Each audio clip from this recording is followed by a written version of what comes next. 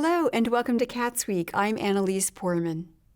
On August 4th at the Ellettsville Plan Commission meeting, President of the Commission, David Drake, introduced the new Planning Director, Denise Line.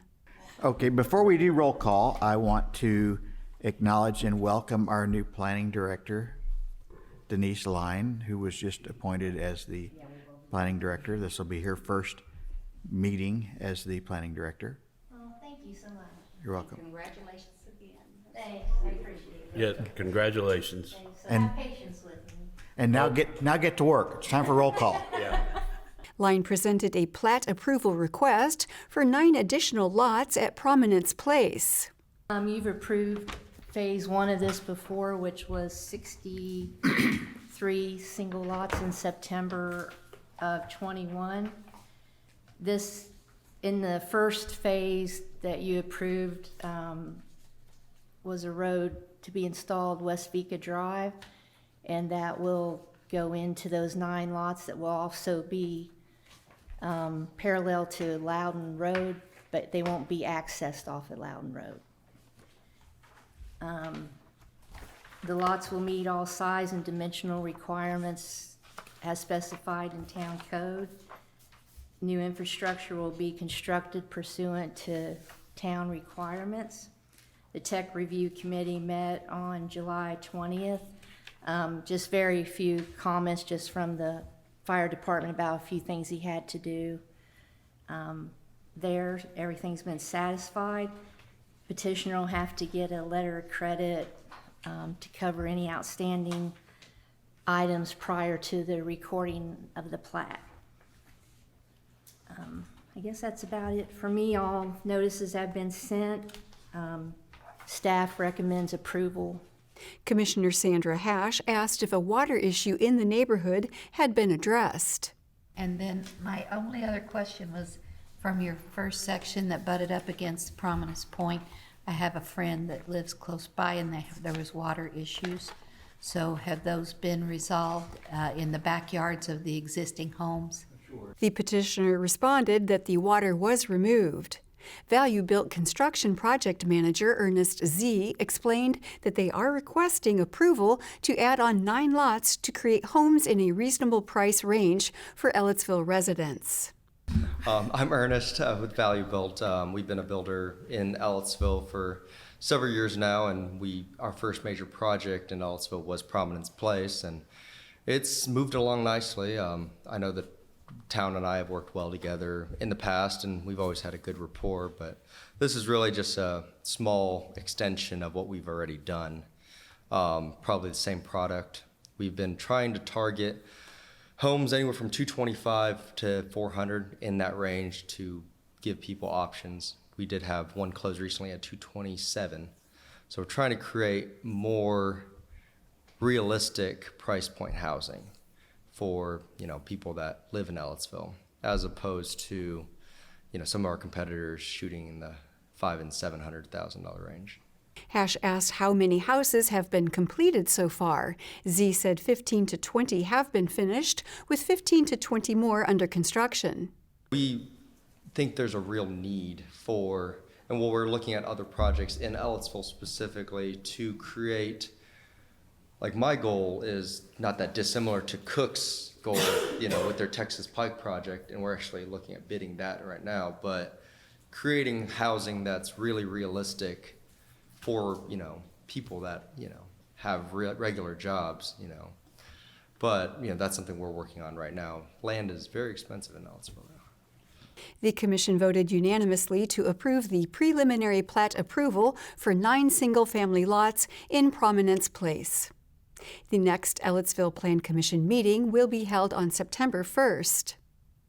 At the Election Board meeting on August 4th, Election Supervisor Karen Wheeler shared a list of late CFA 4 filers requesting a waiver since it was their first time being late. Yes. Okay. I have a few that have not, they just need approval from you to be forgiven because they're all first timers. Bean Blossom Township resident Ronald Hudson explained why he filed late. I was caucused in January of 19, and I didn't receive all the training that everybody else received. And after reading the law, I still had trouble believing that I had to fill out the CA form. But I have nothing against it, doing it. But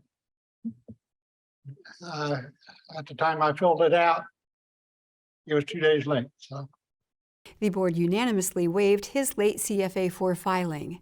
The board also waived first offense late fines for Thelma Jefferies and Nathan Williamson. Next, Wheeler gave updates on the department and introduced a new staff member, Dominic Thompson. I guess we do have a very big update. We have a new temporary employee, not temporary, part-time, in voter registration.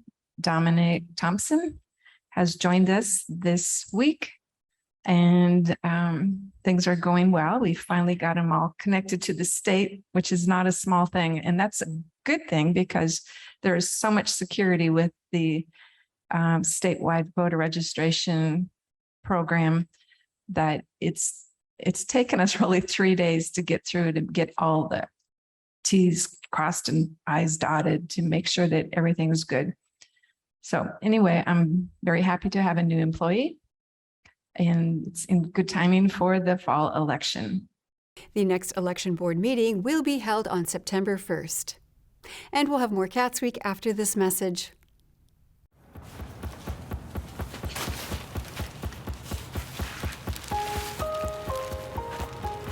I'm at risk of thinking there's just no point in trying.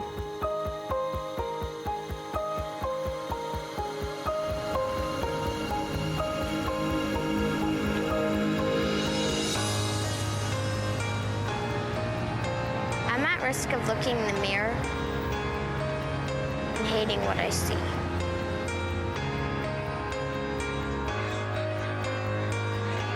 I'm at risk of regretting what I do, just to join the crowd.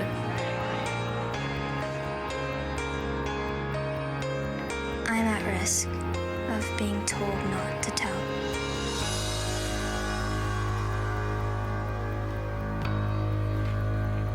And you would never know it by looking at me. Welcome back to CATSweek.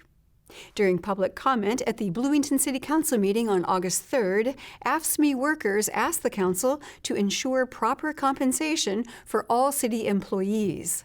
Local 2487 President Bradley Rushton spoke first. I am here on behalf of my constituency and my coworkers in regards to the current ongoing contract negotiations with the city's administration. Due to agreements of confidentiality with the city's administration representatives, I cannot discuss any aspect of the current state of affairs between the union and the city reps. However, I am here to speak on contractual agreements that were negotiated in the past. The contract between AFSCME and the city dated 2009 to 2013 was a 5-year contract. On that particular contract, the union members were able to secure a 15.5% increase over the life of that agreement. The contract years between 2014 and 2022, the union employees received a total of 14.75% over that 9-year period. While many, if not all, of the administrative heads have enjoyed regular increases that meet or exceed the cost of living expenses, the union members as well as non-union members have fallen steadily behind. If you would like to see the percentages of comparison, please go to openpayrolls.com. That's openpayrolls.com to view exactly how far behind we truly are. The disparity in compensation is apparent when one looks at how many employees the city has lost in recent months. While we appreciate the city has many financial responsibilities that must be met in regards to supplying the citizens with all the services that are required and expected by the citizens of Bloomington, it is also the responsibility of the administration to address employees' rate of fair compensation with the rate of inflation. The employees of this fine city work diligently to supply the services so vital to the citizens and the visitors of Bloomington. All of the departments under Utilities and Public Works are the unseen force, excuse me, the unseen force behind all aspects of the city's functions. While we may not be visually recognized like the fire department or the police department, without these essential employees and their dedicated efforts, the city's services would be adversely affected and/or stopped completely. This is absolutely the case when it came to the COVID-19 pandemic. The essential employees were at their post day in and day out, braving the virus, risking their own health as well as the health of their family and friends. To our sorrow, some of our colleagues and their families members did not survive. In closing, we, the members of ASME 2487, would like to respectfully request the support of the City Council and the citizens of Bloomington in our attempts to bring a fair and reasonable conclusion with our efforts with the current city administration. We, the members of ASME 2487, will continue to provide the many services that the City of Bloomington has come to enjoy and will need in the future. Next, the Bloomington City Council voted on an amendment to the municipal code entitled Vehicles and Traffic. City Clerk Nicole Bolden introduced the proposed changes. To amend Title 15 of the Bloomington Municipal Code entitled Vehicles and Traffic regarding amending Section 1512.030 to remove 3 signalized intersections and add 3 signalized intersections, Section 1520.010 by deleting the reference to restricted turn intersections, Section 1524.020 by changing speed limits at 4 locations, Section 1532.030 to change parking on Lincoln Street between Smith and 3rd to back-in angle parking and to add pull-in parking on South Morton Street from West Patterson Drive and Grimes Lane to 190 north of West Patterson Drive and Grimes Lane. Section 1532.050 to allow for prohibiting parking in municipal parking lots to respond to weather and maintenance issues. 1532.080 to remove no parking spaces on South Morton Street and South Rogers Street and to add no parking spaces on Lincoln Street and North Park Avenue. Section 1532.100 to add 2 loading zones on East 4th Street. Section 1537.020 to change the boundaries of the Garden Hill Residential Neighborhood Permit Parking Zone. Section 1504.010 to add paid parking spaces and the Trades District Garage, and Section 1548.020 to add an administrative towing fee when vehicles are towed for reserved parking or outstanding citation violations.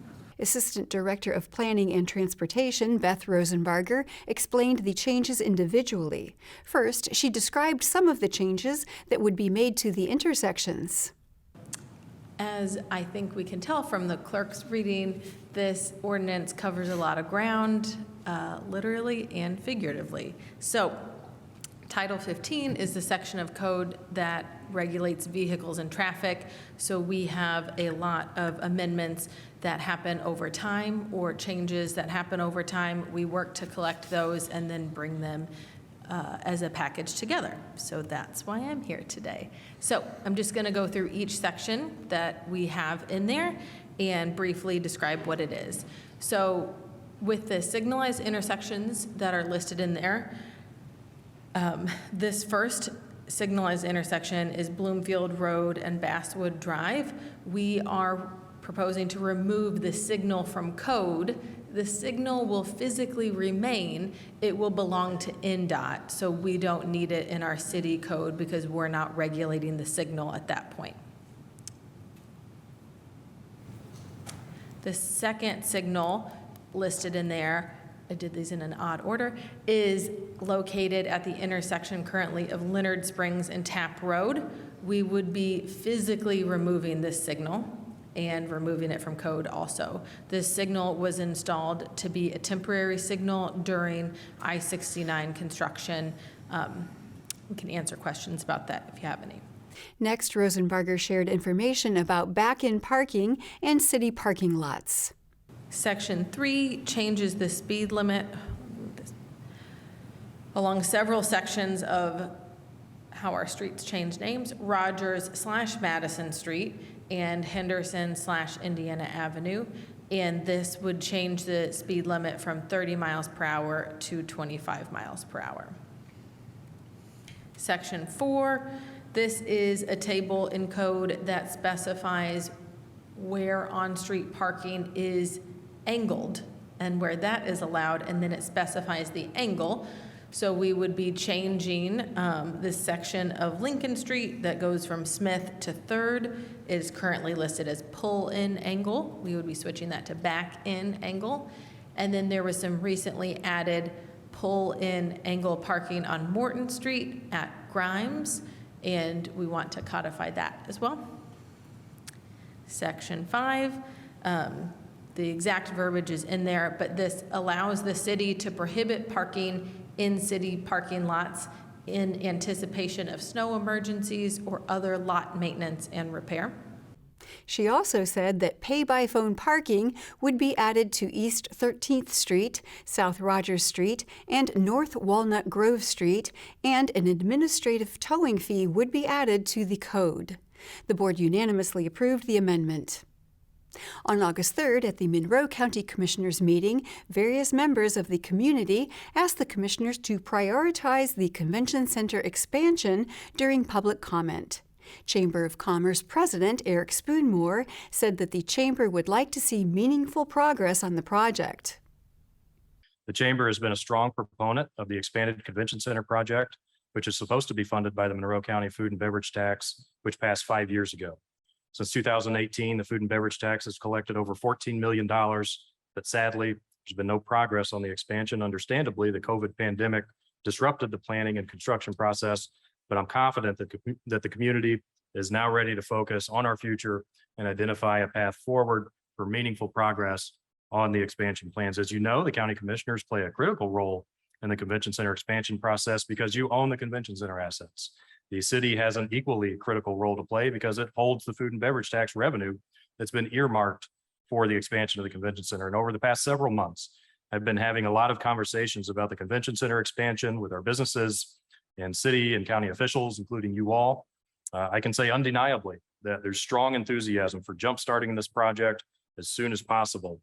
And this would include the overwhelming majority of the elected officials that I have spoken with, many of which have made recent public statements to that effect. The chamber, our membership, and particularly our small downtown Bloomington-based businesses are in strong support of the expansion, and we'd like to see meaningful progress made as soon as possible. And to that end, we seek your partnership in making it happen. Spoonmore said that they will be presenting to the Monroe County Council next week and asked the commissioners to attend that meeting as well.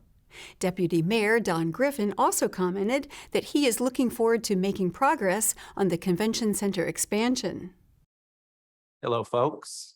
I'm Don Griffin. I'm the Deputy Mayor for the City of Bloomington. Hope you're doing well. Want to talk to you a little bit about what Eric just proposed. The City of Bloomington is very excited to look into the future of getting this done. It's been 5 years. I think it was 2017 when we let the public know that we were moving forward with the expansion of the convention center. We're ready to talk. I'm ready to listen, and let's move forward. Look forward to it. Next, the commissioners heard from Highway Director Lisa Ridge, who asked for various traffic ordinances to be approved. So this is to amend ordinance 86-12, which is yield locations at Chapel Hill Road westbound for Guthrie Road / Chapel Hill Road, and Rose Creek Drive for Indian Valley. Those are deletions.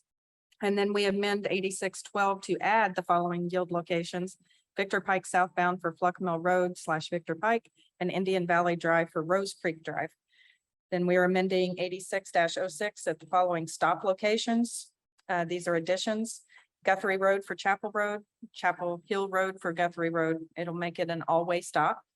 And then 8901 ordinance is to add the following no truck locations for Lawson Road and Fleming Place. And these were approved at the last Traffic Commission Board, and they also are warranted within the MUTCD. Thank you so much. The commissioners approved the changes unanimously. The next commissioners' meeting will be held on August 10th. And we'll have more Cats Week after this message. For hurting families in Monroe County.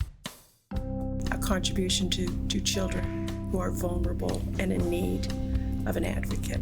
A staff that goes above and beyond to support and advocate for children in need of services. The web of remarkable people who are dealing with difficult situations. So many young people that are in need of help and trying to find a stable family, a stable place to live. Without the CASAs to make that happen, many of them would be unable to find a good home. I love being that voice for the child who can't speak for themselves in court. It takes me out of my comfort zone, and it also helps others. CASA means supporting our community. Being a CASA is making sure that your village is healthy and whole, and that the children in your village will someday be able to help the village as well. A child who doesn't have a voice, maybe in their family situation or a school situation, now has a voice that can advocate for them. I really enjoy working with children that are going through difficult times and letting them know that I care about their future. We are privileged with our charge of representing the best interest of children. And so therefore we can advocate for exactly what they need without restriction, focusing on their best interest. I want to repair the world one child at a time. Welcome back to Cats Week. City Legal Daniel Dixon presented an appeal at the Bloomington Board of Public Works meeting on August 2nd.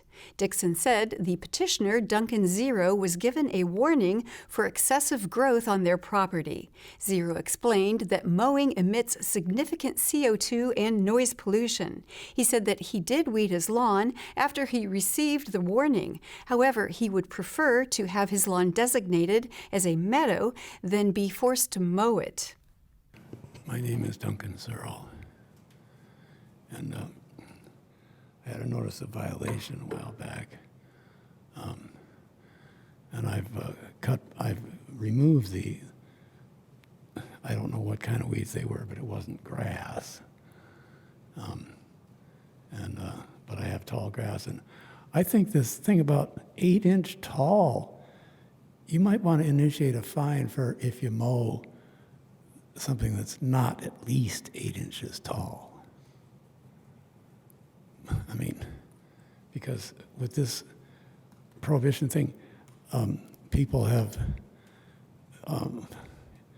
want to avoid these anonymous denunciations, so they turn their responsibility over to these lawn care operators. So if there's a complaint, it goes to them. And these guys are just riding around on riding mowers on just really little yards. And it's just tremendous carbon dioxide and noise pollution that this is causing, you know. So, and like I say, I had some non-grass, unknown weeds. It took me like almost a full 7 days before I got them out of there. And maybe the compliance man came back before I had done that, and he saw that it was still kind of overgrown, and so that might have been why the appeal failed, or I don't know exactly what the problem is, but so I'm just applying for, see if I can get a designation of a meadow status. So I see a lot of these neighbors have just growing up, and so is that possible to? Board President Kyla Cox-Deckard asked Zero if he had worked with the city on creating a permaculture lawn with acceptable plants. One of the questions I'd asked with the previous case was about a conversation about permaculture landscaping, which there are certain plants that can be grown in yards that don't require to be mowed, so you can conserve the I've got burdock and pokeweed. Zero asked if Murdoch, pokeweed, and goldenrod are allowed. Director of Public Works Adam Wason responded, saying that Senior Environmental Planner Linda Thompson can explain the city's rules when it comes to native plants and permaculture lawns. I know April had a conversation with you about talking with Linda Thompson in our planning department, who helps residents understand what some of the guidelines are for the native plants that can go into these areas and not require mowing. We'd like to help facilitate that conversation, and we'll continue to try to do that over the next several days. What the appeal right now that you're filing is for a warning. We have not issued any fines yet, and we would like you to work. We will help facilitate that conversation with Linda. The one thing about the ordinance, the city code that staff is enforcing here is city code that's approved by the city council, and then staff is directed to enforce that city code. And it lists all kinds of different invasive species and why, and that the lawn needs to be maintained at 8 inches or less. So the Board of Public Works is here to then hear the appeal, but is also required to uphold the city code. So what we'd like to do tonight, I thought the city code allowed for meadow status to be. They do, it does, but it needs to be done in a specific way. Wason suggested that the board table the appeal until Zero has an opportunity to talk to Linda Thompson. The board unanimously voted to table the appeal. At the Bloomington Utilities Service Board meeting on August 1st, Assistant Director of Environmental Programs James Hall asked the board to approve an agreement with Verily Life Sciences, LLC for a COVID wastewater sampling program. He explained that Verily would pay Bloomington Utilities $150 per sample collected. They're going to provide all the bottles, the shipping containers, the prepaid shipping boxes to send back. Basically, all we have to do, we're paying us for our time to collect them. We're already collecting them multiple times a week, so either through the CDC program or of our own sampling, so it's not a big ask of our team to do anyway. So. Board member Jeff Emmon asked if they would be giving up their rights to determine how the data is used. Attorney Chris Wheeler responded, saying that they would be unable to stop Verily from publishing the data after it has been sold. We don't have any authority or right to make objection to how they're going to use the samples once they receive them. That's entirely their. Once we put the samples into the stream of commerce, so to speak, they become something that is their response. Well, once it gets to them, it's their responsibility to have it, handle it, use it the way they wish to, and publish whatever it is they determine from the findings. Okay, and we see any potential problems with that in the future at all, or we're not? Not from my perspective, no. Okay. The board approved the agreement unanimously. The next Utilities Service Board meeting will be held on August 15th.